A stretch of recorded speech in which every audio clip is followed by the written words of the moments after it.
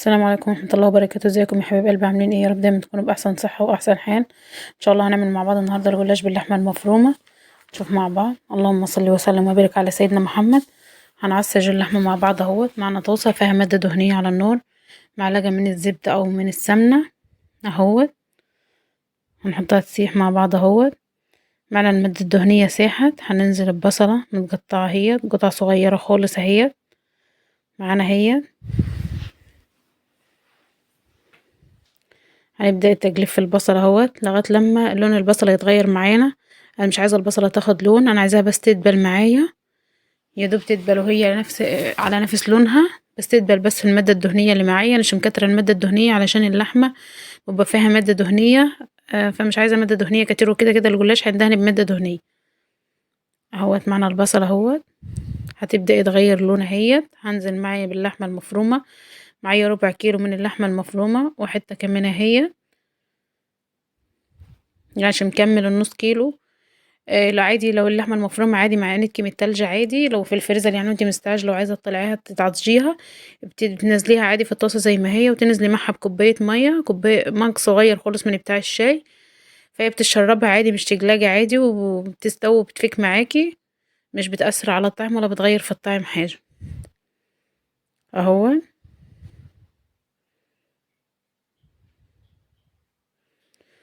ده التجليف في اللحمة اهو.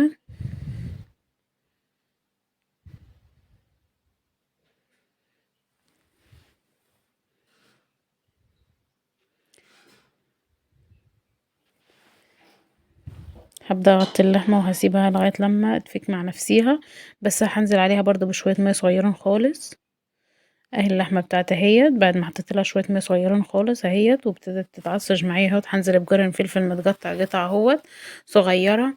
عايزة تنزلي بيه سبايسي، عايزة تنزلي بيه فلفل من اللي هو العادي، تبع راحتك عادي. لو عايزة بتكتري الفلفل عن كده بتكتريه برضو عادي اهوت، ولا عايزة تستغنى عن الفلفل برضو عادي. لما يبدأ يغير لون هنزل معايا جزرة مبشورة اهيت. الجزرة بتدي سكرة للتعصيجة للحمة، وبتدي قيمة غذائية برضو لو في عندك أطفال أو كده، وبتكتر الكمية معاكي. انت ممكن تكتري برضو جزر عن كده. انا كنت حاطه جزره صغيره خالص، وغير كده اصلا الجزر هيتوه في اللحمه، مش هيظهر خالص، ولا بيظهر طعمه في الجلاش، ولا بيظهر في الاكل خالص معاكي. ودلوقتي هتشوفي هو اصلا مش هيظهر خالص معايا في التعزيز اهو.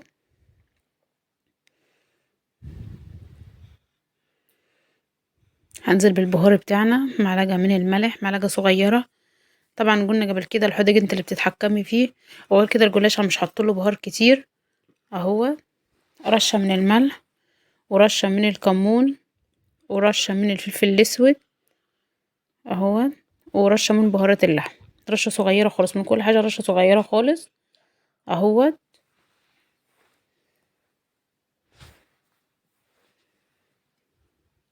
هقلبهم مع بعض اهو. انا مش عايزه احط اي بهار، مش عايزه احط بهار كتير اهو. دول تقلبتين مع بعض اهو.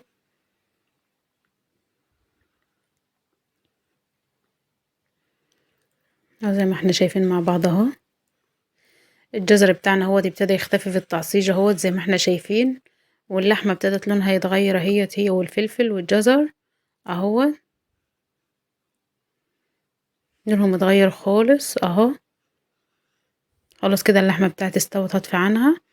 هجيب مادة دهنية ادهنها في صينية اهوت، بس تكون سمنة او زبدة. مش عايزين نحط زيت في الجلاش خالص، عشان الزيت بيخليه يزرني اهو. معانا زبدة على سمنة اهيت، يا دوب مسيحاها اهيت، يا دوب فكة اهيت. ومعانا الجلاش بتاعنا اهوت اهو، جلاش من العادي اهوت، وبنغطيه، بناخد منه ونغطيه اهوت علشان الجو هوا، عشان مش يخليه ينشف معايا. بدهن كل طبقتين بديها دهنة، مش هدهن كل طبقة. انا مش عايزة مادة دهنية تكون كتيرة، ومش عايزة استخدم سمنة او زبدة كتير اهو. معايا دهنة بسيطة خالص اهو. انا مش هدهن كل طبقة وطبقة، انا هحط كل ورقتين، كل طبقتين واديهم دهنة زي ما قلت اهو.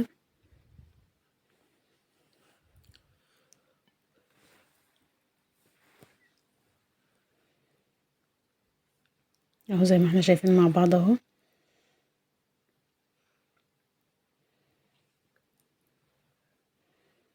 بين كل طبقتين، وهعكس الورق اهوت عشان اغطي الجناب كلها. يفضل لو في صينية مربعة تكون مش مدورة زي ديت، لو مربعة يكون احسن اهو. لو مش عندك مربعة عادي بتستعملي المدورة، بس بتعكسي الورق عشان تغطي اركان الصينية كلها. هيديها كلها دهنة خفيفة اهي. اللي معايا ديت زبدة على سمنة اهو، زي ما قلنا مش بنستعمل فيه زيت خالص.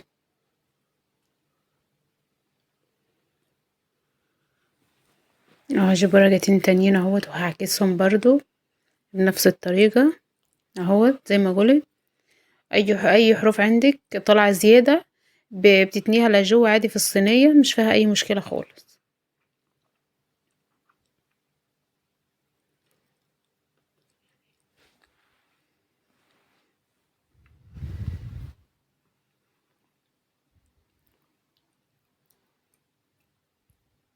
اهو زي ما احنا شايفين اهوت. على الجانب دي فوضى اهوت، هبدأ احط فيه ورقتين اهوت عشان اغطي الجانب دي برضو اهوت. هبدأ اجيب الحتت المتكسرة معايا. انا معايا لفة جلاش متكسرة، نصها متكسرة اهوت. هبدأ احطه في الجناب، اوزعه في الجناب كلها اهوت. هغطي الجناب كلها عشان تبقى كلها مسود بعضيها. لو عندك اي حتت متقطعه انا بقطع فيها اهوت، عشان لو عندك اي حتت متقطعه عادي بتستعمليها عادي، بس بتحطيها في النص. اهم حاجه الورقتين اللي تحت والورقتين اللي فوق يكونوا سلام. بعد كده مش مشكله اي حاجه تاني. اهو اي ورق متكسر معاكي حتى لو متكسر اصغر من كده بتحطيه في النص عادي اهو. كده خلاص انا حطيتها اهوت. قسمت كان معايا لفتين، حطيت لفه تحت اهي. نصها كان متكسر اهوت، وبعد كده نزلت بالحشو اهوت فوق المتكسر اهو. زي ما احنا شايفين الجزر مش ظاهر معنا خالص في الخلطة اهو، مش ظاهر مع اللحمة خالص اهو. اهو بعد ما وزعت اللحمة اهي على الجلاش اهو، خلاص هنزل بطبقتين كمان اهو. باللفة التانية هنزل بيها اهو. بجيب برضو المتكسر بنزل بيه اهو. المهر والمتكسر بنزل بيه زي ما قلت في النص اهو فوق الحشو اهو، عشان عايزة بس الورقتين الاسلام احطهم فوق على الوش اهو. برضو هبدأ اديها دهنة خفيفة اهو زي ما احنا شايفين مع بعض اهو.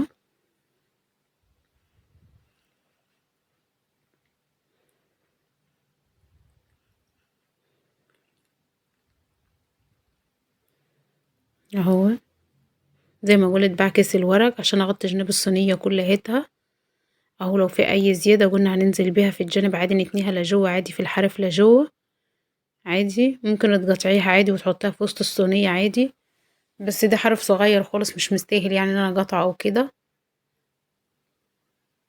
هو مش هيأثر برضو معايا يعني، قطعة الجلاش هتطلع كويسة ومش فيها اي تكتلات ولا فيها اي حاجة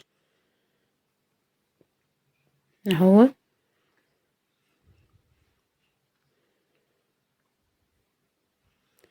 اهو كده خلصنا اهو الجلاش بتاعنا اهو.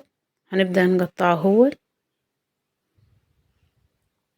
بتقطعيه القطعية اللي انت حباها، مكعبات، سمبوكسات، مثلثات، وردة، الشكل اللي انت حباه اهوت. انا هقطع مربعات اهوت.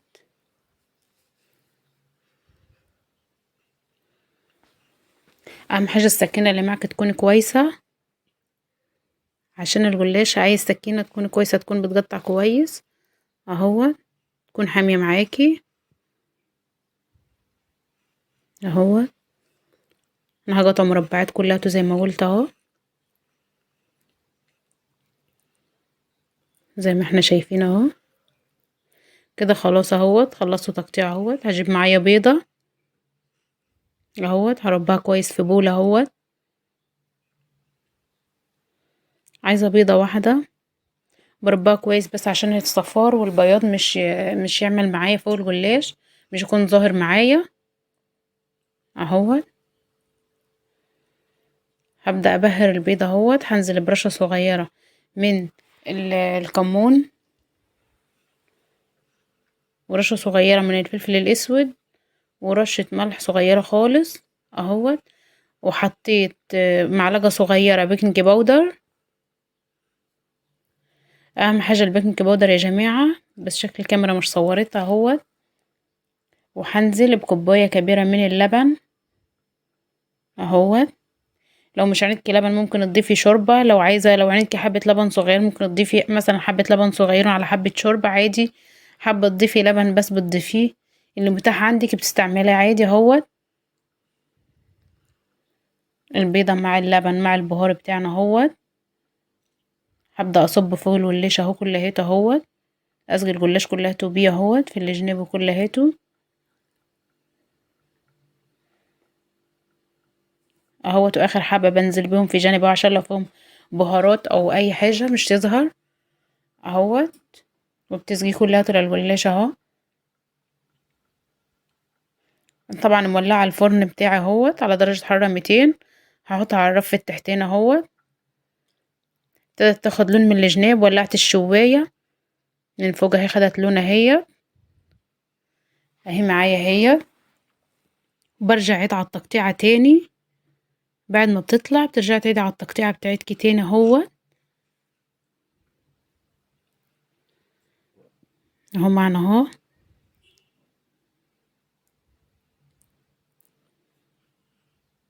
عيد على التقطيعة كلها تاني عشان لما سقيتها باللبن والبيض بيرجع يقفل التقطيعة اللي انا قطعتها، فانتي بتعيدي عليها، بتمشي بس عليها السكينة كده اهو. هنشوفها مع بعض اهو معانا اهو. طلع واحدة ونشوفها مع بعض اهو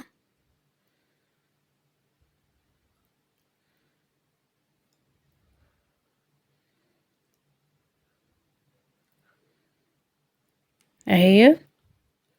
الجلاش بتاعنا اهو مورجه زي الوردة اهو، زي ما احنا شايفينه مع بعض اهو. مستوي كلياته من بره ومن جوه اهو، متحمر من تحت ومن فوق اهو، ومستوي كلياته من جوه اهو. قعدت معايا في الفرن حوالي ربع ساعة اهو، زي ما احنا شايفين اهو.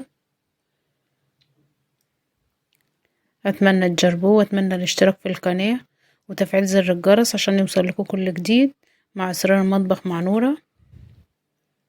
ويا حبايب قلبي، واتمنى ان شاء الله اعمل لايك لكل فيديو بتشوفوه اهو. مع الجلاش بتاعه مستوي زي الوردة اهو. اتمنى ان شاء الله تجربوه، اتمنى يعجبكم. والسلام عليكم ورحمة الله وبركاته.